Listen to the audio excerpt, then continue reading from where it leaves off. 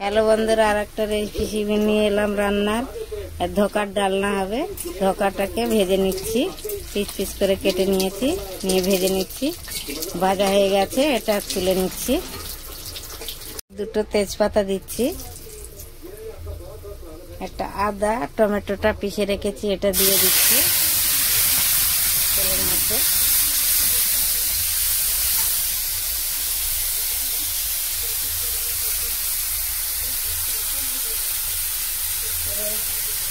হলুদ মেরে দিচ্ছি, ধনে পাউডার, জিরে পাউডার, লঙ্কার গুঁড়ো, একটু ভালো করে ভেজে নেব। পরিমাণ মতো নুন দিচ্ছি,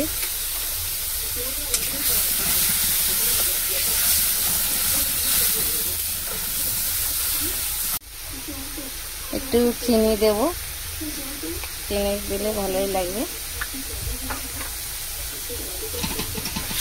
মশলাটা দিয়ে দিয়েছি, একটু ভালো করে মশলাটা হবে, তারপরে জল দেবো। একটু ঢাকা দিচ্ছি। মশলাটা হয়ে গেছে ভালো করে, এবার জল দিয়ে দেব। জল দিয়ে দিচ্ছি,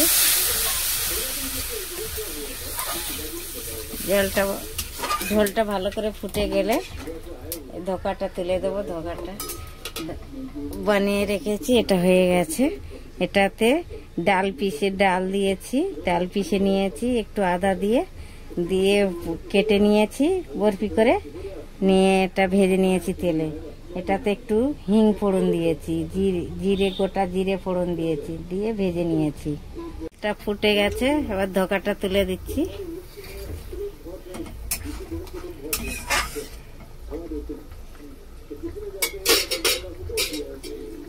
একটু ঢেকে দিচ্ছি।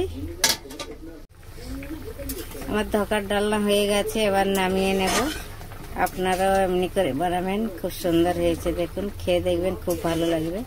একটু ঘিও দিতে পারেন চাইলে, ঘি দিলে ভালো লাগে, কিন্তু আমরা ঘি এত খাই না, তাই দিচ্ছি না ঘি। লাইক শেয়ার জরুর করুন।